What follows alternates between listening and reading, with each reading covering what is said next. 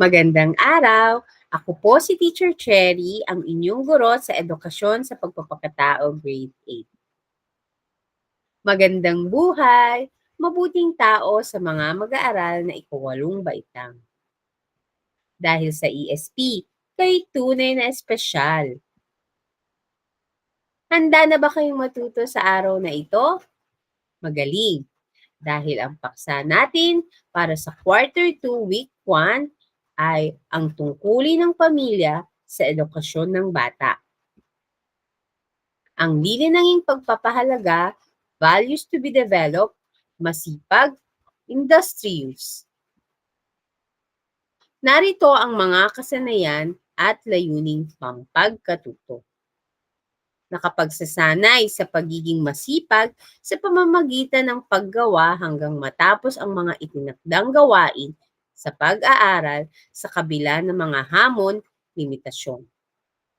Naiisa-isa ang mga tungkulin ng pamilya sa edukasyon ng bawat bata.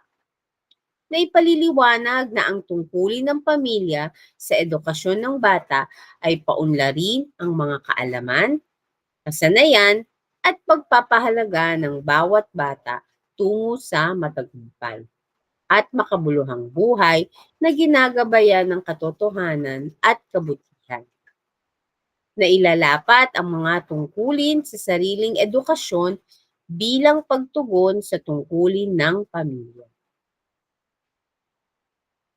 Narito ang mga kahulugan ng mga salita para sa paksa natin sa araw na ito. Una, tungkulin. Ito ay mga gawain o obligasyon na dapat gampanan ng isang tao, grupo, o organisasyon ng may kaakibat na pananagutan bilang bahagi ng kanilang posisyon o layunin sa lipunan. Ikalawa, pamilya, pangunahing unit ng lipunan. Ikatlo, edukasyon, isang karapatan na dapat natatanggap ng bawat tao upang mapaunlad ang kanyang kaalaman, pagpapahalaga, at kasanayan. Ikaapat, kaalaman, ang kabuuan ng impormasyon, datos, at mga bagay na natututuhan mula sa karanasan, pag-aaral, at obserbasyon upang maunawaan ang mundo o tiyak na larangan.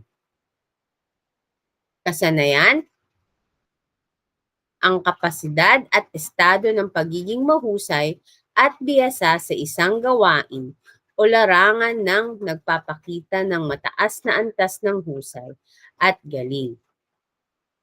Ika-anim, pagpapahalaga. Pagiging malakas o matatag at pagiging makabuluhan.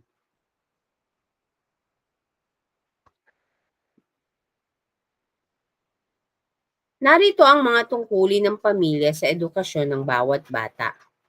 Ang pamilya ang pangunahing unit ng komunidad. Ito ay binubuo ng mga miyembro tulad ng ama, ina, at mga anak. Ang bawat miyembro ay may tungkulin sa lipunang kanyang ginagalawan. Pagdating sa usapang pang-edukasyon, tungkulin ng isang pamilya, lalong-lalo na ang mga magulang, na maitaguyod ang pag-aaral ng mga anak. Ayon nga sa Convention on the Rights of Children, Article 28, ang lahat ng bata ay may karapatan na makatanggap ng edukasyon. Ang pagkakaroon ng edukasyon ng isang bata ay dapat na ibinibigay simula elementarya, sekundarya, hanggang sa kolehiyo.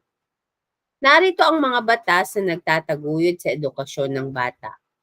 Una, Batas Republika Building 9155, Governance of Basic Education Act of 2001. Nangangalaga at nagtataguyod ng karapatan ng lahat ng mamamayan para sa pagkakaroon ng batayang edukasyon ng may kalidad at bukas para sa lahat sa pamamagitan ng pagkakaloob ng isang edukasyong libre at kinakailangan sa antas elementarya at sekundarya. Ikalawa, Batas Republika Building 10931, Universal Access to Quality Tertiary Education Act. Nagbibigay ng pantay na oportunidad sa mga Pilipinong estudyante na wala o kulang ang kapasidad na makapagtapos ng pag-aaral sa kolehiyo. Ang pamilya rin ang dapat maging pangunahing gabay ng mga anak sa pagiging mabuting mamamayan at mag-aaral.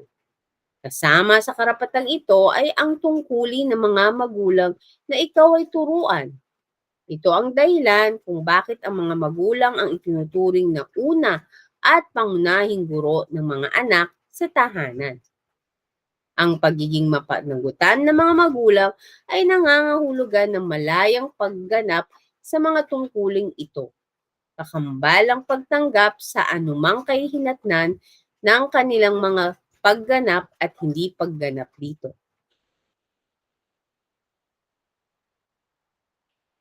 Narito ang mga tungkulin ng mga magulang at miyembro ng pamilya sa edukasyon ng bata.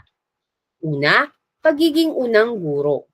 Ang magulang ang unang guro ng bata na nakakaapekto sa kanilang kognitibo, panlipunan, at emosyonal na pag-unlad sa murang edad.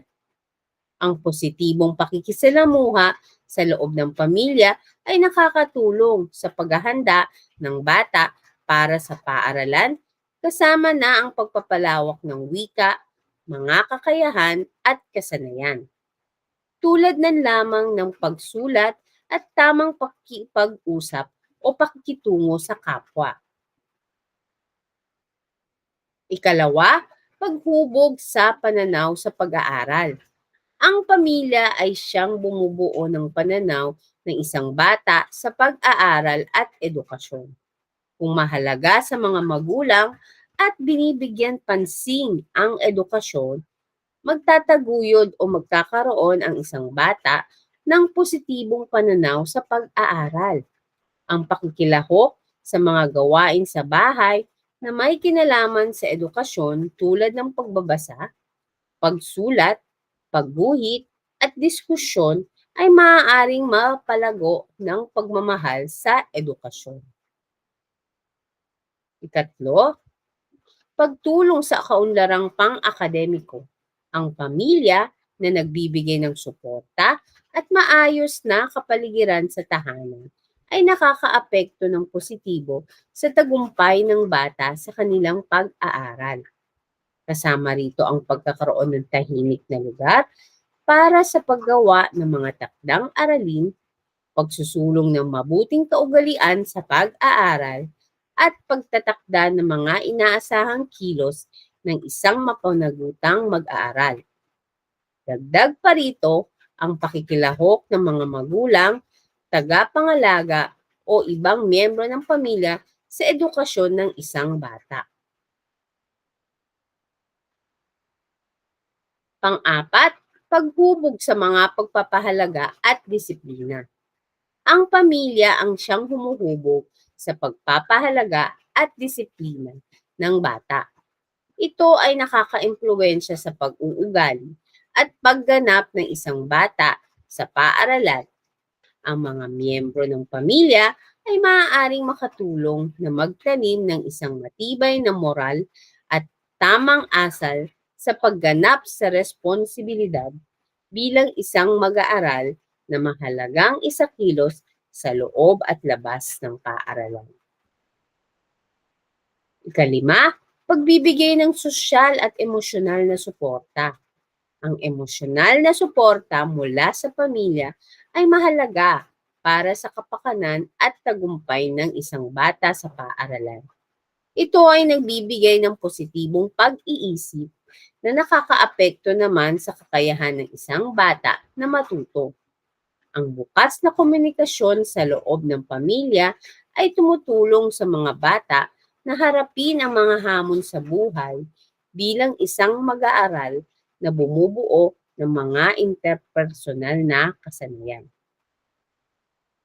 Ika-anim, paghikayat tungo sa lifelong learning. Ang mga pamilyang nagbibigay diin sa kahalagahan ng pag-aaral o patuloy na pagkuha ng kaalaman ay nakatutulong sa pag-unawa ng isang bata na ang edukasyon ay higit pa sa loob ng silid-aralan. Ang pananaw na ito ay maaaring humimok ng pagka-mausisa at pag-iisip ng kritikal ng isang bata. Ikapito, paggabay sa paggawa ng mabuting pagpapasya. Ang pamilya ang siyang nagtuturo sa isang bata na makagawa ng mabuting pagpapasya sa pamamagitan ng paggabay at pagbibigay sa kanya ng laya na magpasya para sa kanyang sarili. Ang mga pagpapasyang isinasagawa ng mga bata hanggang sa kanilang pagtanda.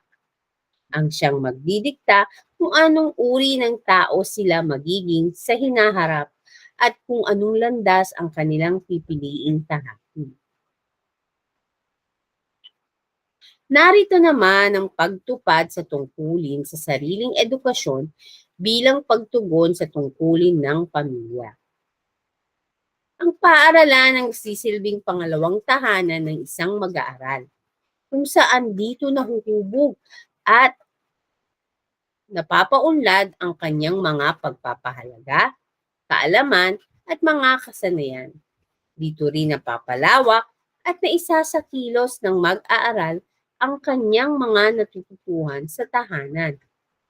Sa pagpasok sa mas malawak na mundo, mas marami na ang mga nararapat gawin at sa bawat gawain ito ay may karagdagang karanasan at aral na nakakamit na nakapagbibigay ng kabuluhan sa buhay at pag-unlad ng sarili.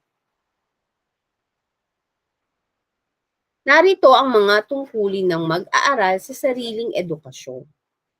Una, mag-aral ng mabuti. Ang pagbuo ng mga magandang gawi sa pag-aaral ang makatutulong upang mas mahasa mo ang iyong kakayahan at mailabas mo ang iyong mga potensyal. Maging masipag sa pag-aaral dahil hindi lamang ito para sa iyong sarili, kundi maging para sa paaralan at lalo na sa iyong pamilya. Ikalawa, magkaroon ng masidhing pagnanais na matuto. Nag-aaral ka upang matuto. Sabi nga nila, hindi ka nasa paaralan para lamang sa baong araw-araw. Ang iyong masidhing pagnanais na matuto ang tutulong sa iyong isip upang gumana ng maayos. Walang mahirap sa isang taong nagpupursige at may dedikasyon. Ikatlo, pataasin ang marka. Hindi natin maikakaila ang halaga ng pagkakaroon ng mataas na marka.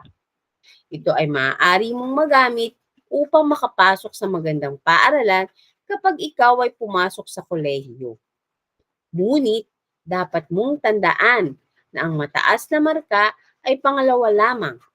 Ang tunay mong layunin sa pag-aaral ay upang matuto at magkaroon ng kaalaman.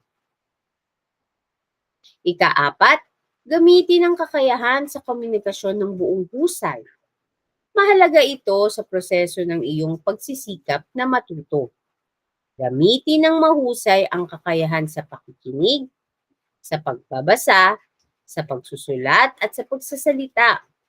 Mahalagang kahiligan ng pagbabasa upang malinang ang kakayahang mag-isip, magtanong, magmasid at magnilay.